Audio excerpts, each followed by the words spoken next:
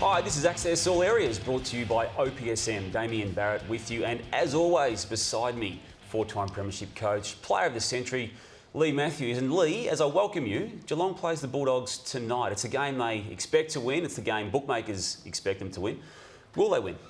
Well, I think they will win, and they have to win, because we're heading into round 9, and already I reckon if Geelong lose tonight and they're 4 wins, 5 losses, I think any chance of top 4 is gone, and their premiership hopes are just about gone with it. So they should win, because coming off a 6-day break, coming away off Darwin as the Bulldogs are, is a big ask. So I think Geelong is still a good team, not a great team anymore, but still a good team, should beat the Bulldogs. I want you to get inside the players' heads at Geelong for us. On the back of what you saw at the Lions in 2001-4, you made 4 consecutive grand finals. Geelong's made 4 grand finals over a longer period, 5 years. Where are they now in that year after their most recent flag? Oh, I think they're still fighting their way through, and that part's okay. I mean, the real problem comes if all of a sudden you drop out of finals contention halfway, and you're into the last part of the year. Sometimes the lack of hope and the lack of discouragement can lead to a lack of energy. I mean, certainly the Brisbane Lions played a grand final in 2004 and got beaten at the last game of the year later, 2005, by 140 points. To what you've seen to this point of 012, are there similarities there? No, what I see from Geelong is an ageing team, and they've lost a bit of speed, so they're really vulnerable on the outside away from the congested footy, but they're still a good team. Can they win the flag? They can win the flag. I mean, I think it's unlikely, but that to me is still possible as we go into round 9. And what about their opponents? 4-4. They are a sneaky hope tonight. Do you see it that way too? Oh, not really. No. I mean, again, coming off the Darwin trip for 6-day break is really difficult. And they've won 4 games, but 3 of them have been the 3 bottom teams, basically: Melbourne, Giants, and the Suns. So I'm not sure where the Bulldogs are going anywhere near what the top half are. And though Geelong aren't in the top half, I think Geelong is still a top half team. Yep. The AFL mooted this last year, Lee, that there could be the reintroduction of a mid-season draft to help clubs like a Geelong potentially at this time of year to prop up. Matty Thompson of AFL.com.au caught up with Andrew Demetrio this morning about that topic. We'll talk to him or hear what he had to say about that, and then I'll get your thoughts. I know that Adrian Anderson's quoted as saying that that's something that he'll look at during the review of the draft, which I think he's committed to doing after free agency is introduced. So we'll let that process run its course. I mean, we have been there before. The fact that a lot of coaches are raised, it doesn't mean it's something we're going to jump all over. I mean, Adrian's got a process in place, and we'll let that process run its course. Andrew Demetrio there this morning with Matty Thompson of the AFL.com.au site. Lee, I really like the concept of it. I know it was done in the past, but it was probably given lip service toward the end. It's 20 years ago since we had one.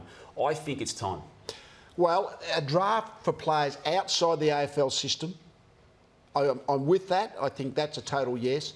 But a trade period in the middle of the year, I think I'm a no on that one. Sure. I just don't think it helps. Remember, each club has got 40 on the list and half a dozen rookies for these eventualities. A lot of the time where you run out of personnel is in the ruck. Because even if you've got 45 in your list, you've only got 3 or 4 ruckmen, and if you get injuries, and that's what's happened at St Kilda at this point in time. But there's only one A-grader we know that's outside the AFL system, Leon Davis, who was an All-Australian last year, is playing in the Waffle. But mostly it's only a top-up. It wouldn't be used very often. I reckon there's a few more. I reckon you can throw Barry Hall into that mix. Even though he's not playing footy, I reckon he's fit enough to get a game. Geez, you're kidding yourself, aren't you, Damien? I mean, he's not playing. He's trying to be a boxer. Yeah, but he hasn't been playing footy. I mean, well, okay, well, I won't argue the point, but I still think because the elite level, the full-time elite level, they're so trained up. If you're pulling guys from outside that training, he's only got to play 8 games to have an impact under this system. I know, but I don't think he'd be anywhere. He must be nowhere near as fit as he was in round 22 last year. He would be a mile off it. Sure. Far be it for me to argue with you, but I reckon he'd be all right.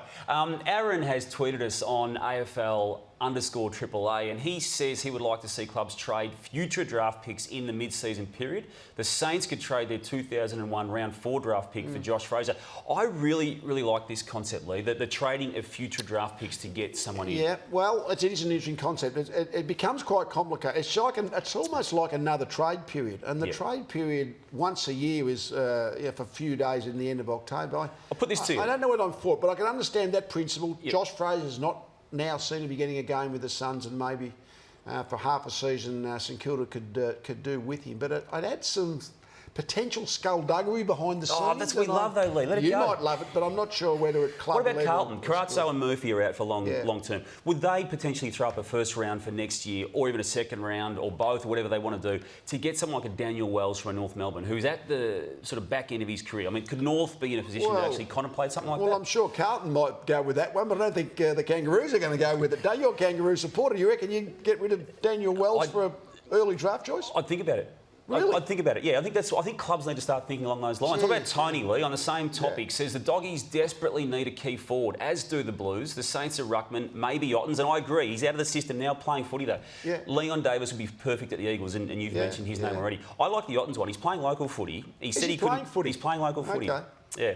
And I still reckon Barry Hall would be good. Well, I don't know if Barry Hall's not even playing local footy, but the thing is, I mean, ruck is such a specialist position. A B-grade ruckman might help you. But I don't know whether there's any A-grade key forwards. You mentioned Barry Hall, but he retired because he was getting past it, so I'm not sure how he'd be a year later. What about Josh, who's also tweeted us at AFL_AAA? He says, Melbourne, these are the ins according to Josh, anybody willing to put in an effort, outs anybody other than Clark, Jones, Watts, Frawley, McKenzie and Magna. Interestingly the two co-captains aren't mentioned in the guys that Josh likes. Well, Melbourne has a really down period. But I would say there's been a lot of criticism of Melbourne, and probably rightly so. But they made an enormous amount of change last summer. Yep. What you've got to do when you make big change is then persevere and go through necessarily the pain, which is what they're going through. And I would think a mid-season draft would not help a lowly club like Melbourne, unless they wanted to really think big picture. Yeah, no, it's more a top-up for a team that maybe is in contention that's lost a player in a specific position. Yep. Hey, what's happened? A year ago, Melbourne beat Adelaide by nearly 100 points, about this stage of the 2011 season. We know what's happened in the 12 months since. Give us your take on how one club can go so badly from that point. And Melbourne beat the Crows by 96 points on that occasion. Well, my take on it, if you're a house builder, you can go and get a new house and you can renovate, which I reckon is what Brendan Sanderson's done.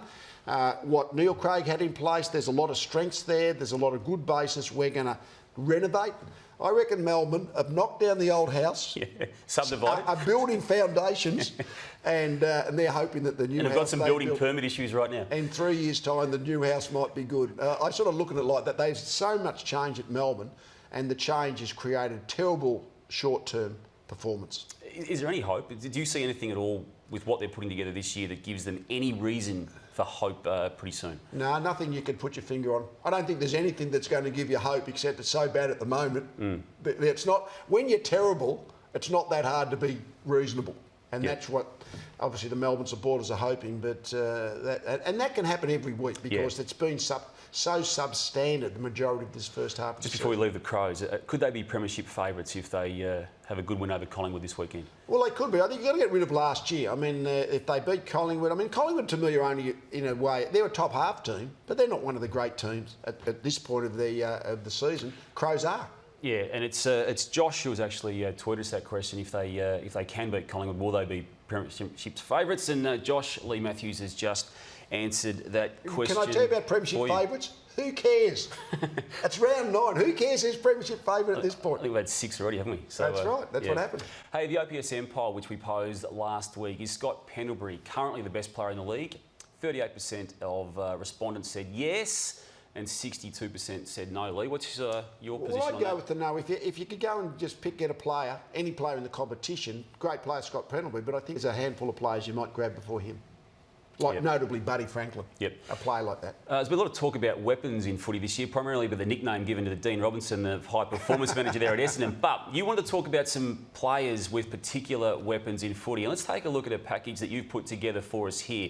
Players who have got more than one attribute. Well, and here's the big name. The players that turn games with a handful of performance. I mean, this is the goal. I mean, Buddy Franklin's a key position player. There's no other key position player in the history of footy could do that. Could charge up from... in the history of footy. In the history of footy. I mean, but he's a big half-forward franker. Now, Natanui, when he goes into the ruck and has his... Have a look at this setting up of his ground-level players. And then have a look at him just running away from the contest. It doesn't mean they're going to be best on ground regularly. It just means they'll have moments in games that you think, how did he do that? Yep. And He's unbelievable. And Cyril Rioli is that player. Again, he's very rarely is he best on the ground, but his second quarter last week, a close game became Are they your three? a whitewash. Are they your three weapons, so to speak, players with the weapons? Well, I and think is this they one have still? been. Has this one still got it? I Chris reckon Judd? Chris Judd has been. Maybe right now, I'm not so sure, but he certainly has been. But I reckon the new Chris Judd in the competition is a guy, Patrick Dangerfield. Yes or no? Would you throw Dean Cox into that mix as well? Yes, given that he can ruck and then And he's the kick most goals. dangerous 200-centimetre forward there is, I think. Now, what about this guy we're about to see now, Patrick Dangerfield? Does he deserve to be in that group of players? He's the you new just mentioned? generation. He hasn't had the longevity. He's only just started to do it the last 6 weeks. But the way he's gone in the midfield, he's big, he's strong, and he's quick, and he's powerful. I mean, that's a great combination. And what he can do is not many can. This is what Judd could do. Grab the ball, accelerate away from the congestion because he's got the leg speed. So he's certainly the next generation Chris Judd, and he's tough. Tell you what, two things happen here. Yeah. As soon as that happened, it showed you how tough Dangerfield was when Murphy's out for 3 months. The hope measurement on Carlton went downhill real fast. Well, you're big on this hope measurement thing, aren't you? Well, it changes every week because that's the great thing about footy. Well, as we go into round 9, whose hope is down most out of last week? Carlton. Yep. Got thrashed and lost one of their really good players. And whose for hope is maybe up? 3 months. Well, I reckon Essendon at the moment. I mean, Essendon they've won again. They've only lost one game. By 1 They're point. still young. The only sort of thing, if you want to evaluate Essendon, is Dustin Fletcher's still really important. He's about 100. Yeah. So on that basis, but I reckon all the Essendon supporters are feeling really good about their footy at the moment. Lee, thanks for your time again on Access All Areas. All the latest news, opinion and video on our great game. Don't forget that afl.com.au is the best place to find it. Drew Petrie of North Melbourne will stop by with Luke Darcy and myself on Access All Areas next Monday. For now, it's goodbye from Lee and myself. All good.